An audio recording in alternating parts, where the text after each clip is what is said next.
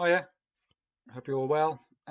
This is a revision video. We're going to focus on technology and business. We're just going to go through recap about how technology influences business, and then we'll look at a couple of exam questions. Bit of a heads up, I've got a new little posh graphics tablet which I'm just getting used to writing with. There we go, smiley, smiley. So I do apologise, number one, if I make any mistakes, and also about the quality of my handwriting. Okay, let's get straight into it. So at Excel, these are the requirements for you guys to know. You need to understand the different types of technology used by business. Four areas: e-commerce, social media, digital communication, payment systems, and how this technology can influence business activity. So in other words, how a business operates in terms of sales, costs, and the marketing mix. If you want to, this is mainly focused on page 3031 of the CGP revision guide, which you should have a copy of.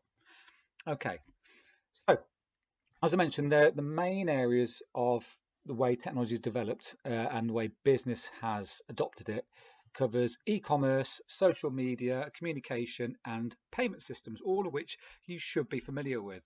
Now, there was a question about e-commerce in the most recent in-class mock exam where a lot of people, especially in my class, they didn't answer the question. They didn't know what e-commerce was, even though we do come across it every single day. Well, most of us do. So what exactly is e-commerce? Well, e-commerce is the use of the internet to buy or sell products. Now, you guys have probably grown up with e-commerce. You haven't known anything different. Myself, because I'm significantly older than you, I remember a time, probably when I was your age, when the internet didn't exist, or at least it didn't exist to regular people like you and me. So if I wanted a new pair of trainers or if I wanted a CD to listen to, I had to go and physically go to the shop. So every weekend I'll get a bus from Starbridge up to Merrill, hang around Merrill with my mates looking cool. All right, maybe pop into Music Junction, buy a CD, buy a pair of kickers. That's what I used to do. And that's what we have to do. And then if there was something wrong, I had to take a product back. I had to catch the bus back up. Now, that was the way in which you used to buy and sell products. And let's say if I wanted to watch a film, we used to go and had to travel to Blockbuster, a video shop, and rent out a video or DVD and then take it back. That's the way in which our lives worked. Now, since the internet has come about, it's completely changed the way in which businesses operate. So, the way if a business was to buy or sell a product or a service, this is what's called e-commerce. Okay, and the methods in which this normally happens is through websites themselves. Okay, or it could be through apps. So, yeah, it's as simple as that. You go onto a website and then you can buy a product, or you could sell a product. Think about things like eBay. Now, e-commerce doesn't just necessarily relate to uh, the business and the customer or the consumer. Okay, or it could also be business to business for maybe maybe you're trying to get a supply and trying to order materials to make your product. Okay, so it could be the buying and selling of products to supply another business. Another way in which e-commerce has become more popular most recently is the use of apps. Now, um, before the modern smartphone, remember the old Nokia bricks? You couldn't really use that to buy stuff online. You could go onto a computer like a laptop or whatever, and you could go onto a website, but you can access websites on your phone. Now, since we have like tablets and smartphones with these apps, businesses have taken that on board and using apps to promote and sell their products. Now, some of these products might purely exist online. So, for example, let's say a system like Netflix. So, Netflix is a purely a streaming service. Okay, you can't physically go to the shop and buy a Netflix. Okay, you access that service through your device. So, this is a method of purely an online service which exists because of the internet.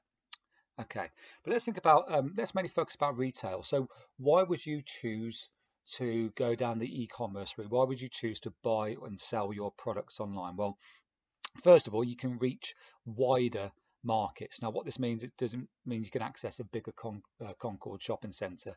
No, what this means is you've got the ability to access different people who wouldn't normally access your products. So let's say I started a shoe shop and I start off just having a shop in the high street. Okay, that would be reliant on people coming to my shop and visiting my shop to buy my shoes. Okay, so it's mainly going to have a local market, people who live or who live close by, who will travel a certain distance to my shop.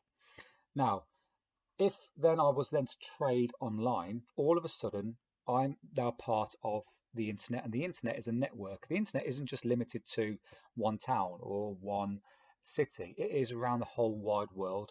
So you potentially now that shop can access a market across the whole globe, because all you need to access or to visit the shop is a device which can connect to that website. Okay, a tablet, a phone, laptop, so you can access a wider market. You're not just limited to the local vicinity. Okay. What it also does is it increases your customer convenience. So let's go back to my days when I was 15-year-old and 14-year-old and hang around Mary Hill. If I wanted to go and buy a new pair of shoes, I'd have to get on the bus. I'd have to find cash from bus fare, travel there. That would also contribute to pollution. And then I'd have to obviously go when the shops are open as well. I remember on a Saturday, and Mary Hill's open 10 till 5. So after that, I couldn't buy that product. Now, with e-commerce and online shopping, you've got access to that shop at any time, anywhere around the world. That means I can do my Christmas shopping in the middle of the night. It means I haven't got to travel anywhere. So who does this benefit? Well, everybody. But think about people who have mobility concerns, who may be disabled, maybe you've broken your leg and you can't get to the shop. Okay, that means you can, if you're using the website or an app to buy a product, you can still do that. Think about people who work night shifts. Okay, there's many people, many jobs where you have to work night shifts, and so you sleep in the day. If you can't go to the shop, okay, well, how else are you meant to do your shopping? Or you want to buy your partner or your son, dad, whatever, a present for Christmas, and the shop shut. When are you meant to go? Well, you can do this online. Okay, so it's customer convenience. Now, of course, it sounds brilliant, doesn't it? But there are some challenges involved as a business. So let's go back to the shoe shop idea. If I want to start selling online, well, I need a website in order to do that. You need some kind of specialist in order to build the website, especially one which is going to look good and is going to be able to interact well with your customers. So you're going to have to either employ somebody to do it, or you're going to have to pay the money to a company or use a service where you can build a website. I know there's services such as Squarespace where you can build your own website and it kind of does it for you, but you still have to pay for that. The other thing to think about is how you're going to distribute your products. So as a shoe shop, normally you'd exist as a shop and you'd have a storeroom to store your products, but then all of a sudden you need to start delivering these shoes to your customers because they're buying stuff online. Well, how are you going to go about doing that? Okay, you're going to think about courier services. How are you going to guarantee delivery to your customer?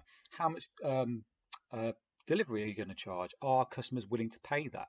Okay, especially if you've got competitors who offer free delivery. Will you as a local business be able to compete? Okay, so that is e-commerce.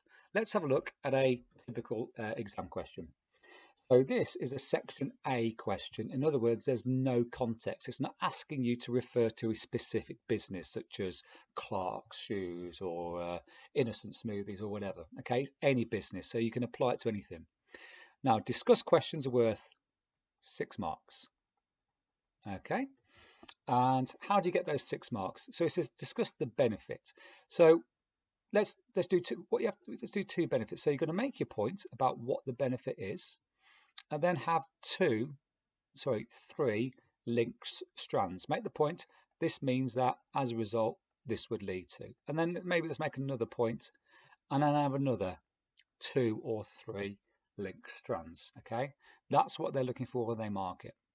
Okay, so we're just going to discuss the benefits of using e-commerce. Okay, so let's go down the business of, let's go down and imagine we're a retail business. Okay, so what's the main benefit? Let's go back, is the fact that we can actually access a very wide customer base. Okay, so let's start off, say e-commerce, okay, enables a business to access a very wide, I'm going to put here market stroke customer base. Okay. This may be international as well as local.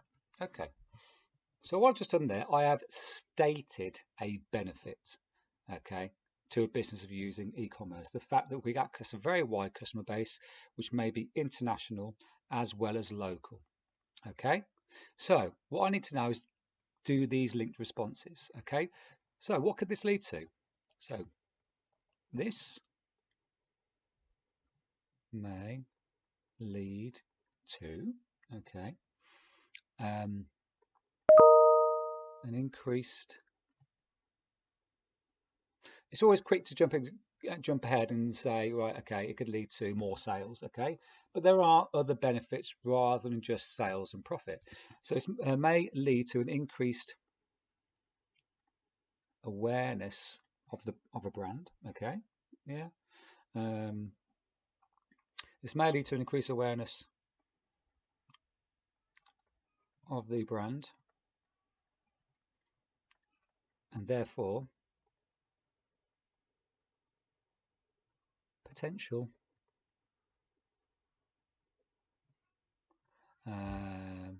higher sales. Okay, so I've got a couple of link responses. This may lead to, okay, and therefore potential higher sales. Okay. Right. What's the other benefit? So we talked about benefits of the fact that a very wide customer base. Okay. We could also go down the route of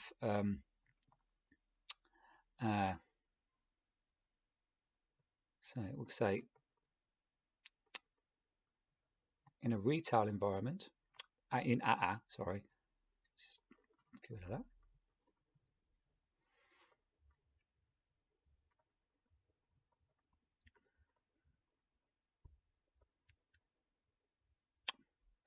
Sorry, I'll get used to the pen. In the retail environment, okay, e-commerce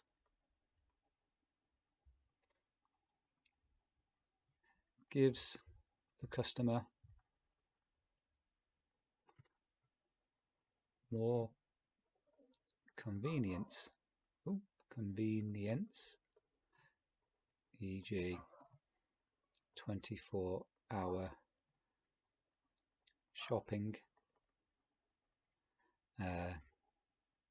delivery to home.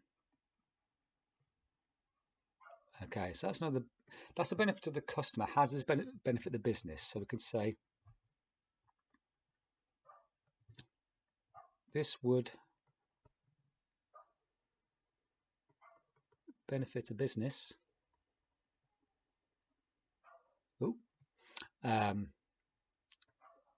by allowing product sales to take place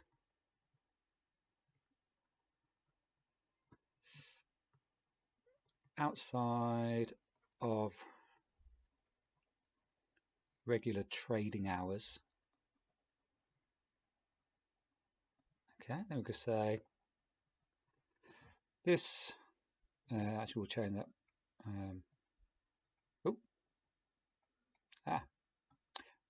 Go back, sorry. We'll say provided costs do not rise,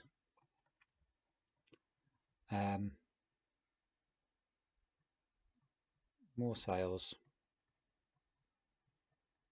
could lead to increased profit.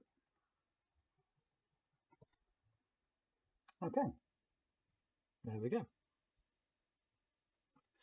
Another thing we could talk about is also the costs. Okay, e-commerce. Let's say e-commerce, there could be a reduction of costs as well. Um, let's go back to the shoes idea.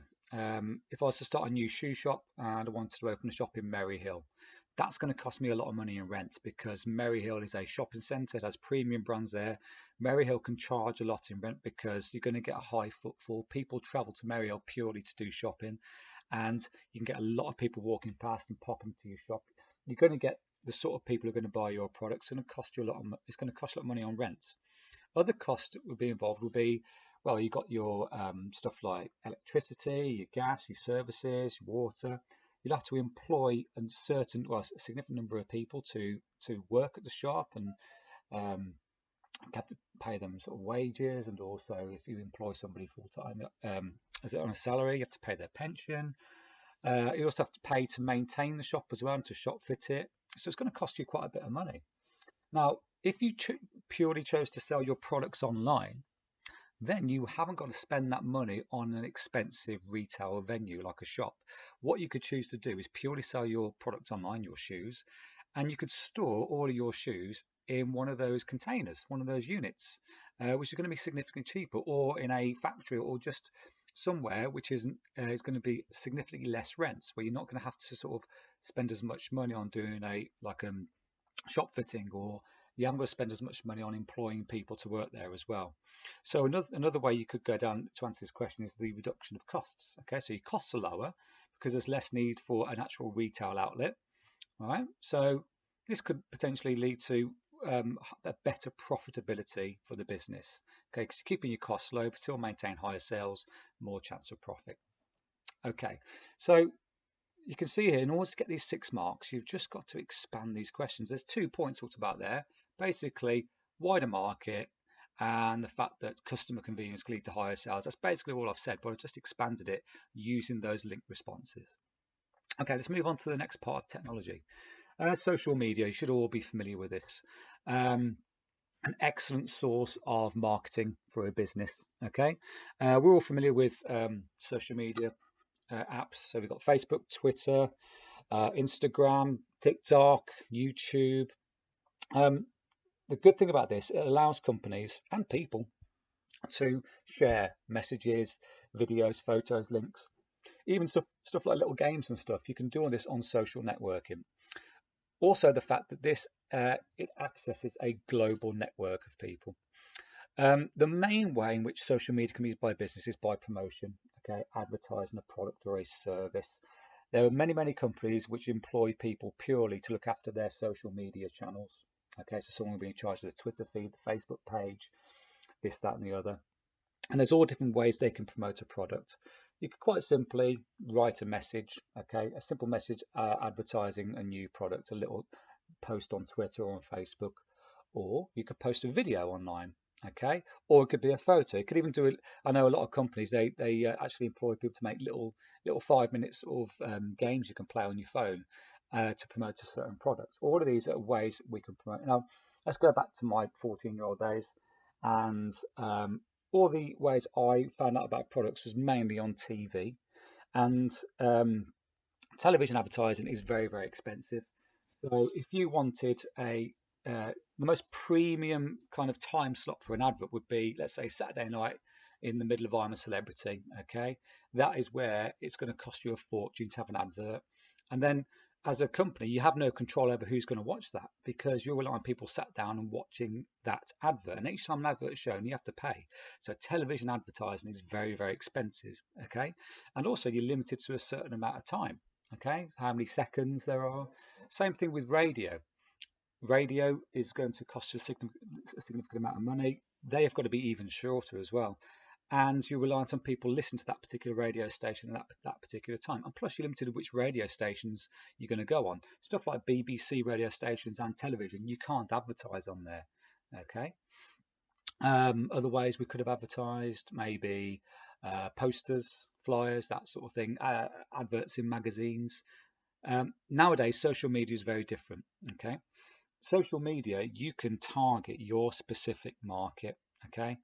So I'm going to use Facebook as an example, and I want to promote my shoes. I want to put an advert on Facebook for my shoes. I want it to go to let's say 40 to 50-year-old males, okay, in the UK. Now, what I could do is I could make sure I can go into Facebook and I could say, right, this is my advert. Can you make sure that advert goes to Facebook users who are male, between the ages of 30 and 40, and live in the UK? And my advert will only go to those particular people. That way, I am not targeting different people. I'm targeting my specific market. And there's other things such as analytics, so I can see what sort of people clicked on my advert, who clicked on my advert, what device they were on when they clicked on my advert, how long actually they looked at that advert without even clicking on it. All of this data is really useful for marketing, seeing what things work, what things don't work. So there's loads of things you can do with social media, especially when it comes to promotion. The fact you can update it regularly, I say you can update it immediately and they can access your customers, your market straight away. Whereas the things like a TV advert, that takes time to be checked and it's all moderated and it has to be sort of uploaded, it has to be sort of broadcast at a certain time. Quite obviously, it's seen by a large audience all at once, okay, and it can be repetitive. It can keep on popping up. Um, we can use customers' cookies to see what sort of things they're looking in, and we can take advantage of that. Another way we can use social media is for customer service, okay. Um, we can use it to actually speak to our customers. So, which can actually sometimes be a negative. So, what a lot of people do, imagine you've had a bad experience with a particular company. A lot of people tweet and they at that company, and in order to spread kind of to make them aware that I've had a bad experience. But customers can use this. Businesses can use this medium to speak directly to their customers, to answer queries, to offer good customer service. They can do like DMs on Twitter. So rather than having to sit on a phone trying to speak to somebody, if you've got a complaint, you can actually message them directly on Twitter. You can offer good customer service. So this is the way social media can be used by a business. Digital communication is the way we communicate nowadays by using digital devices. It's fairly straightforward. So websites, they're a great way of communication in between the customer and the business, and the business and the customer. A lot of the time, most websites contain a section called FAQs, frequently asked questions. So what business will do, if they find a lot of people have the same sort of question, they'll put it on the website to save repeated inquiries from people of the same question, and customers can go and say, okay, that solved my problem. Things on the website, stuff like instruction manuals for products, they're quite useful. For example, we got a car seat for my daughter, and I had to sort of adapt it because she's grown, and I lost the manual, and so I just went onto the manufacturer's website and I managed to download the manual. I remember that years ago we couldn't do it. I remember years ago like losing remote control for the TV, or we had to buy a different remote and we didn't know how to use it, and we lost the manual. We wouldn't know how to do it. You could use websites to have a secure area to put reports to your shareholders. So your shareholders can log in to see, okay, what the sales been like, the revenue, if we've got any profits, if there's going to be any dividends, what sort of market area, what market share have we got. Okay, that's really, really useful. Email, I'm pretty sure every single website or every single company will have an email for people to contact. This is really useful to people who haven't got time to actually call or contact the company. And also within the company itself, let's say you've got multiple different venues, you want to communicate with other people in a different office or a different shop, you can use email. And also the fact it doesn't work in real time, you're not reliant on somebody to be there at that particular moment. You can send the email, you can get a read receipt and know when it's got there. The other thing about an email is good, it's a written record of a conversation. So if you've let's say in a business and you've made a promise to somebody to get something done by a particular time, if you just promise it over the phone, there's no record or evidence that you've said that. An email trail is an actual written record of a conversation, and it's really, really powerful. So a lot of people do rely on email.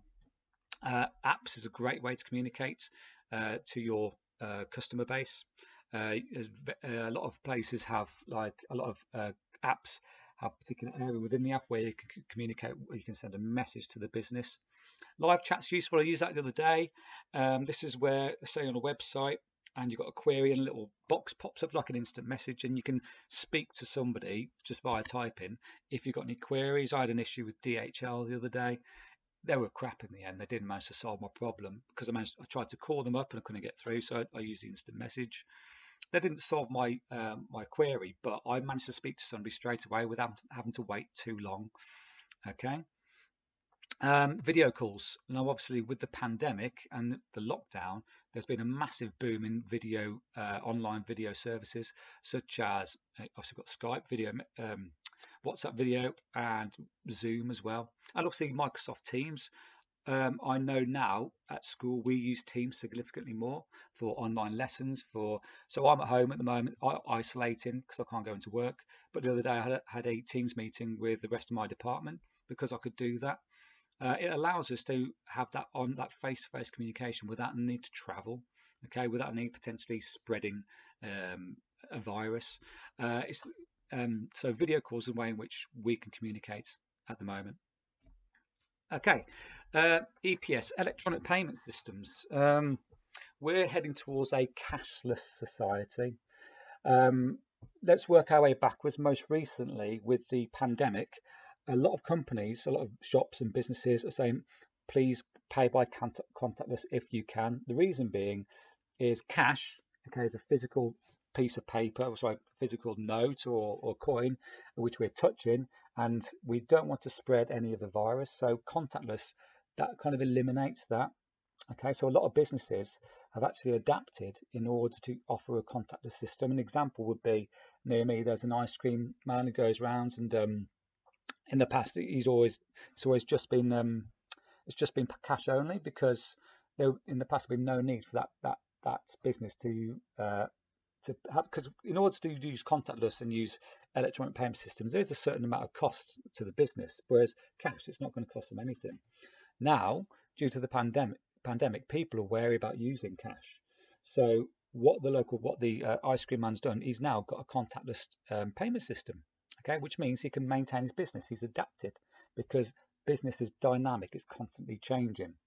Another example, in my village, when I moved to the village 10 years ago, there's a local pub, cracking pub, but it was cash only. Okay, you could only pay by cash, which was good for me sometimes because I'd drive past, fancy a pint, I've got no cash, I'll have to just go home, save me some money. My wife would be happy because I come home. Okay, but as a business, then they would have missed out on me spending my money there. A lot of people might have travelled to the pub and popped in for a pint, not carrying any cash, expecting it to take cash, and it wouldn't.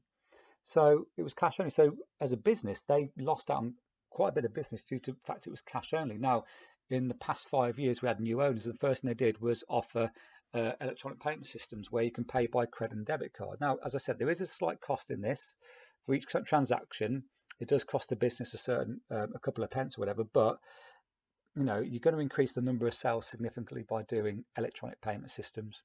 Okay, so electronic payment device is basically using your card to pay online. You put your card details in, blah blah blah, and then the money either comes out of your account or comes off goes onto your credit card.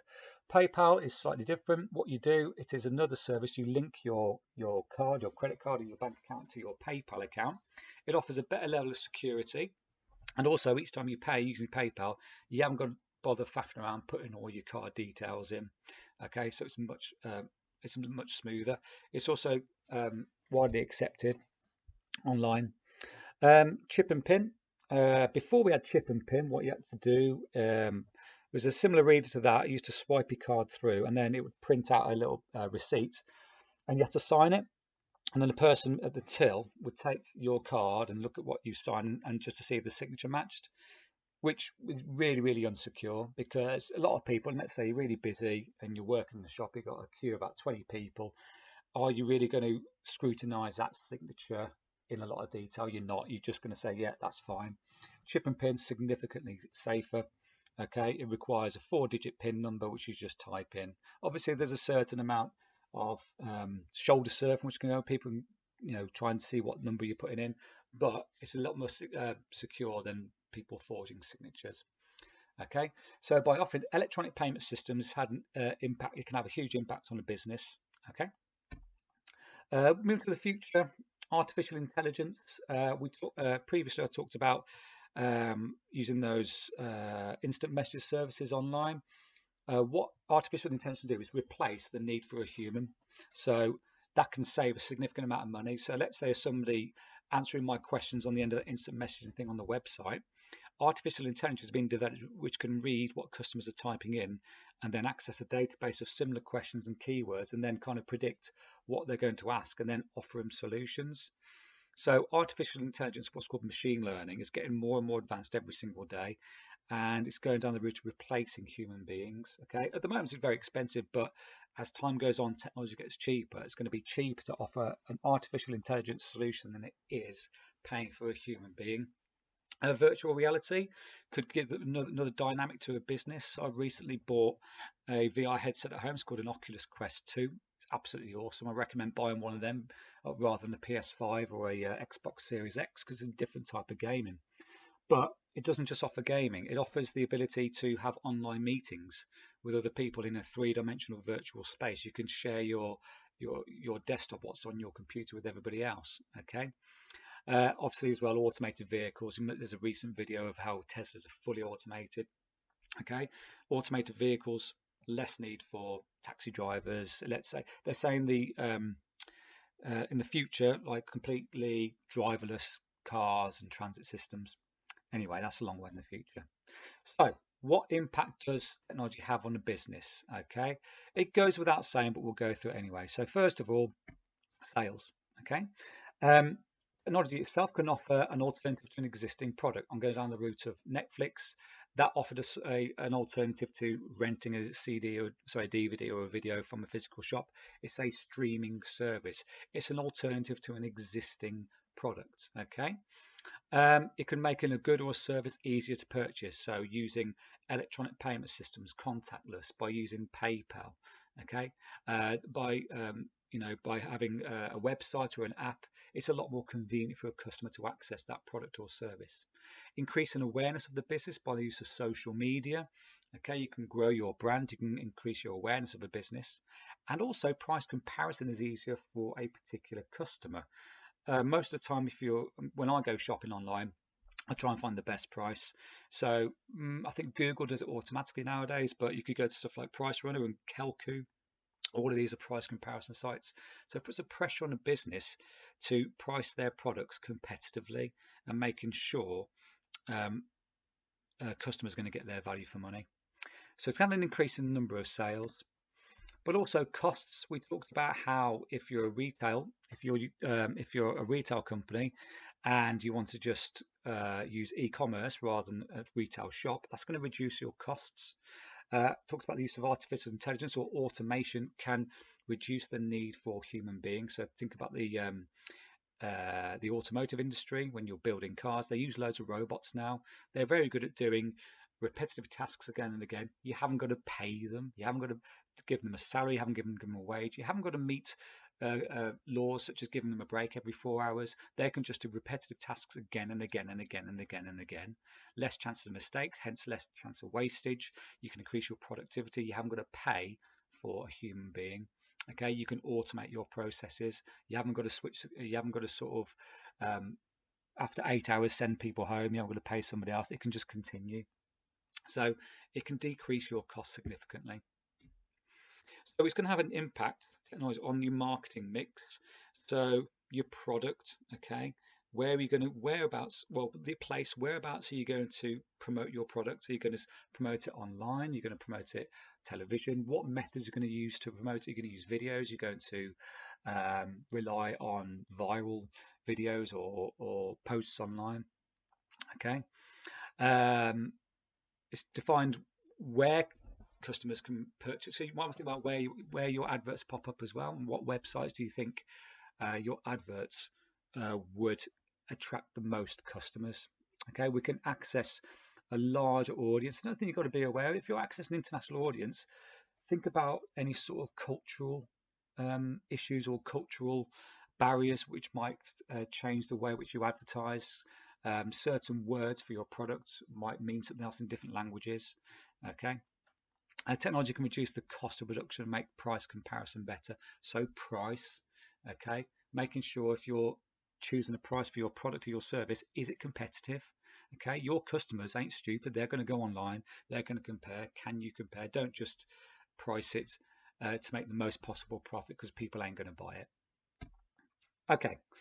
Last question. We've done this question already. This was on the in-class mock. All right. Pause the video if you want and have a recap of that scenario. So this is a section B question. So this is going to test AO2, your application to the scenario, and AO3 evaluation. Okay. Pause the video, have a quick read through. Okay.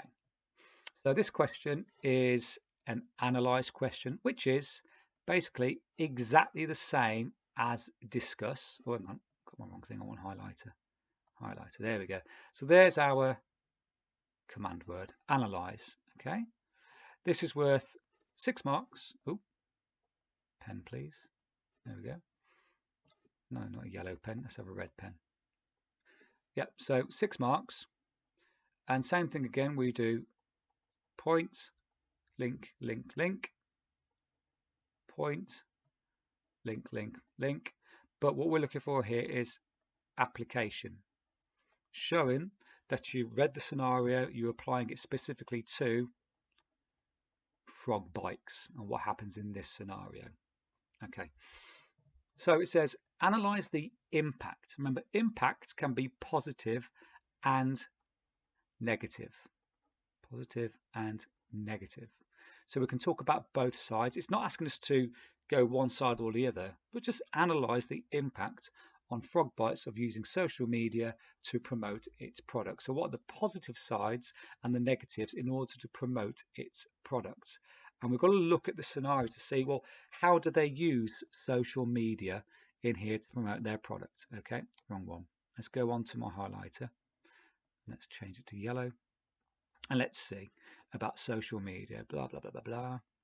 Okay, Frog Bites uses social media to promote its bikes. Okay, I haven't included figure 2, but it shows a competition run on Frog Bike's Twitter account. Okay, so this is clearly how they're using social media. They're using a competition on Twitter. So this is what we want to see. To enter the competition, people need to follow the business on Twitter. So what they're doing, they're making sure, so they're offering an incentive for people to follow them on Twitter. Why do people follow people on Twitter? Okay, well, why do you want someone to follow you on Twitter? So they get access to all the posts you're doing straight away. So you can do an advert straight, a little notification straight away and can access your customer directly. Okay, next bit's about legislation. Okay, so we've got to really talk about the positive, the impact of how they're using it here, how they're using social media, positives and negatives. Okay, let's change my pen color back to red. Let's have a look. So, where's my answer? I've already written this down somewhere. There we go. No? Yes. So, analyze the impact on frog bikes using social media to promote its products. So we can say,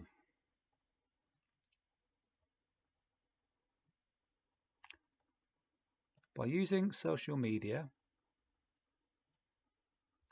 such as Twitter, frog bikes, okay, can access, excuse my handwriting, a very wide customer base.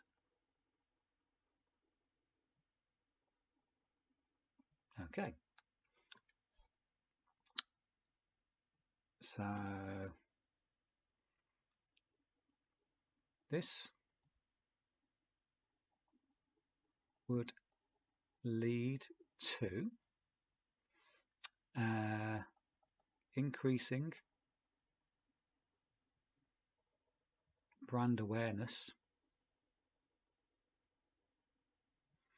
on a local, national, okay,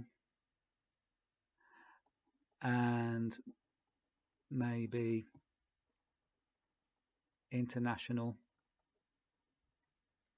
scale. Okay. By using social media such as Twitter, Frog Bites can access a very wide customer base. This would lead to increasing brand awareness on a local, national, and maybe international scale. Okay. This could therefore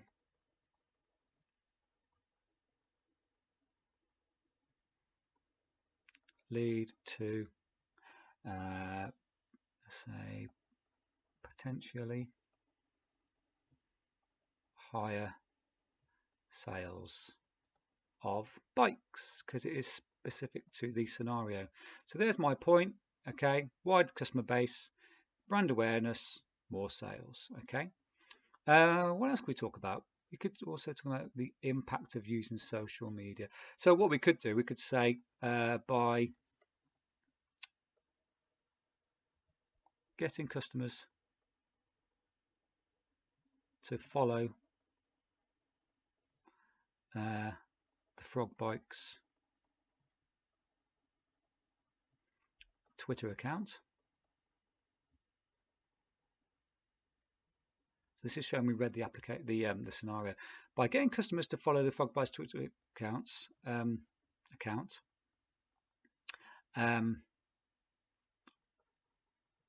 Frog Bikes can therefore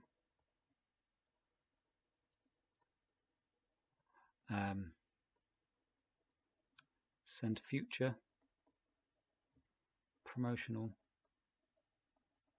Oh, no, where's it gone?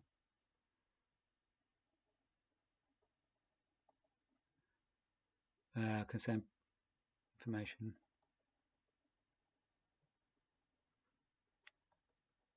direct to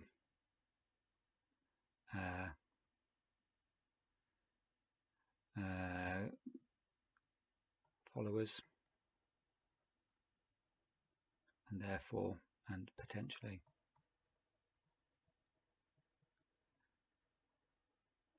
tempt them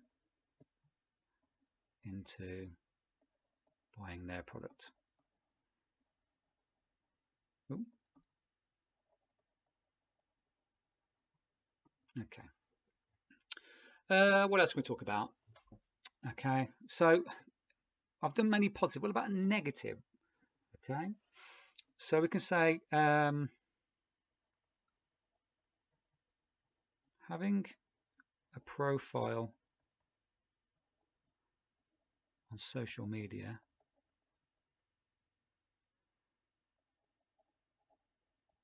might mean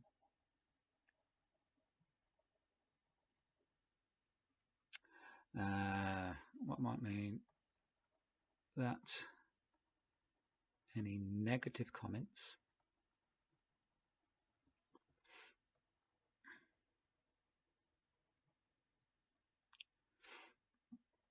by customers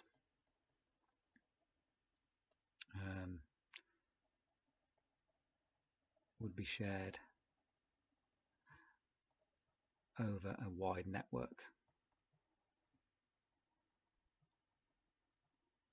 Okay, well, what impact is that going to have? Okay, so we could say this may or could damage. Rub that out. Stupid thing. Am I pressing the wrong button? There we go. This may damage the reputation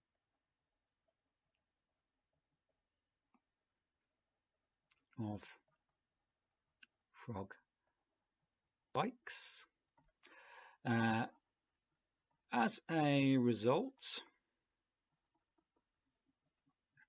customers may choose to purchase from rivals, e.g. who would be a rival of Frog Bikes? Say Halfords. Halfords. Okay, let's be safe and do it as it was Halfords. We could say this could lead to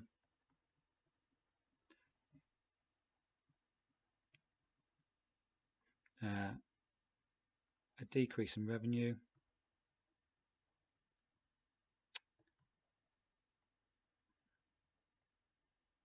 That will do. Okay. So there's quite a lot going on there, but once again, it's all about doing those link responses. Okay. Apologies for the absolutely disgraceful handwriting there. I'm still getting to my nice little tablet. Okay. Hope that's been quite useful to you. Any questions, please let me know. And if you have been listening, thank you very much. Speak to you soon. Bye.